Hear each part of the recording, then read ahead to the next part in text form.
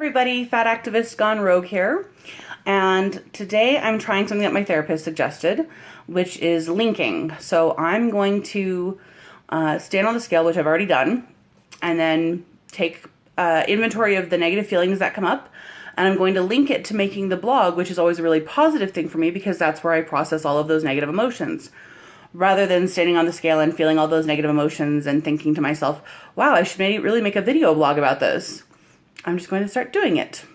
So hopefully standing on the scale will become less awful for me, and making the video blog is where I'll process all of those negative emotions.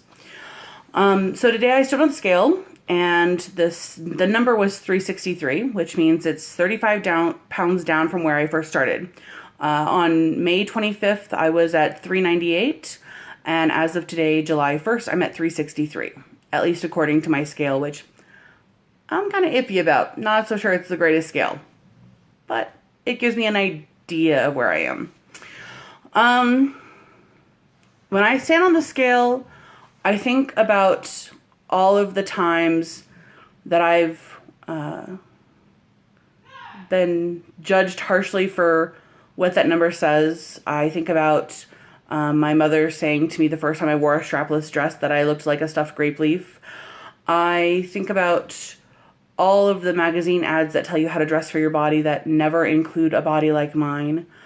I think of how much anxiety and fear I have anytime I fly, that Southwest is going to humiliate me and pull me off of the airplane like they've done to so many others. And I think that number that's projected on that screen, on the scale, is such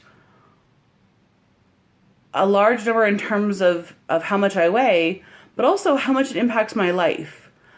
And I become very enraged.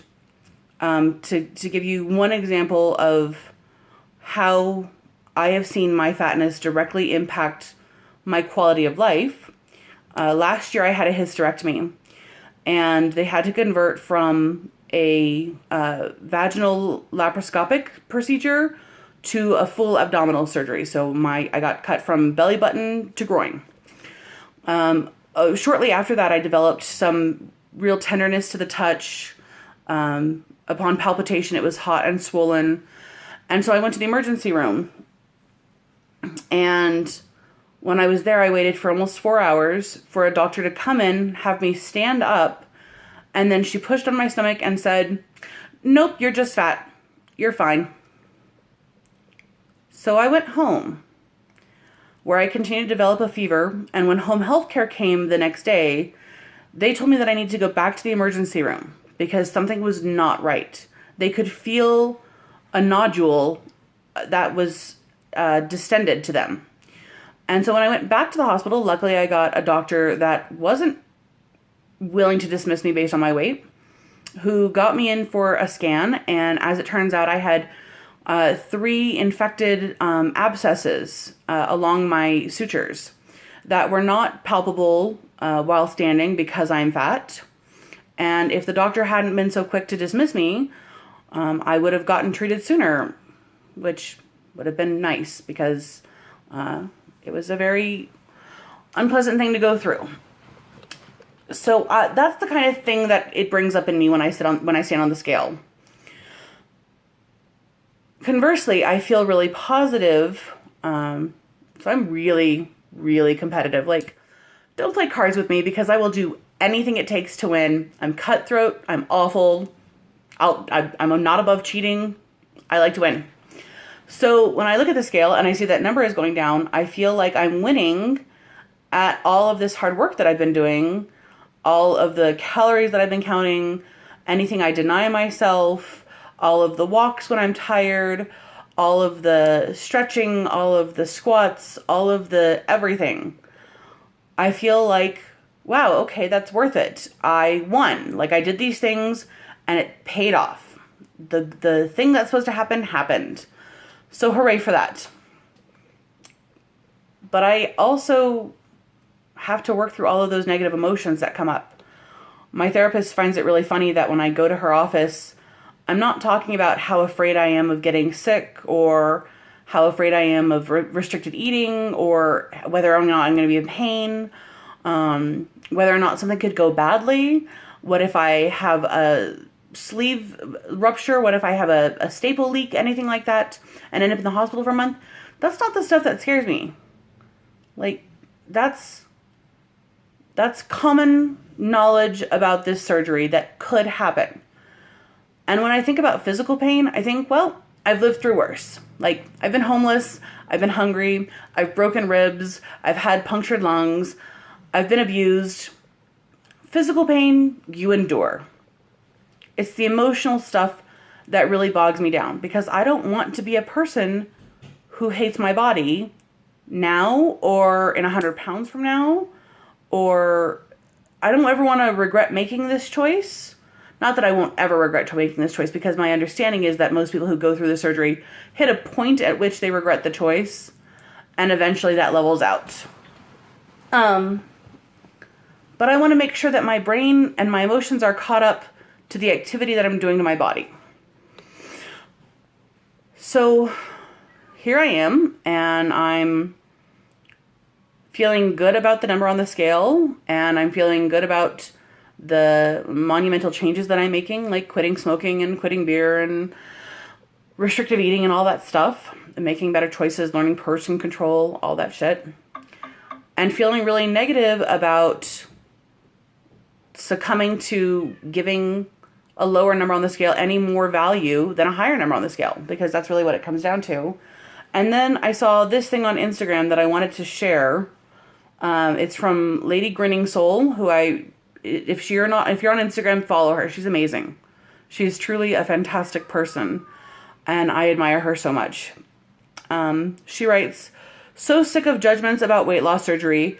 Thin people don't like you after because you took the easy way out, and fat people hate you because they assume you got surgery out of self-hatred. Pure and simple.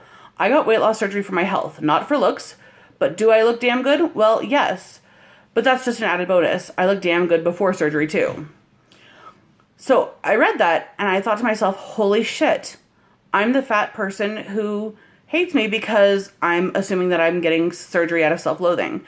And that's what I'm constantly cross-checking myself for. Is there some element of me that was hiding and secretly wants to be thinner? And that's why I'm giving value to the number on the scale getting lower.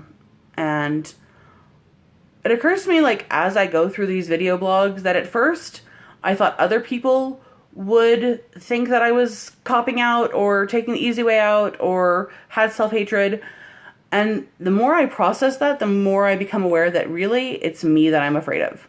It's me judging me that I'm afraid of. I'm afraid that I think I'm a traitor, that I took the easy way out, and so on and so forth. And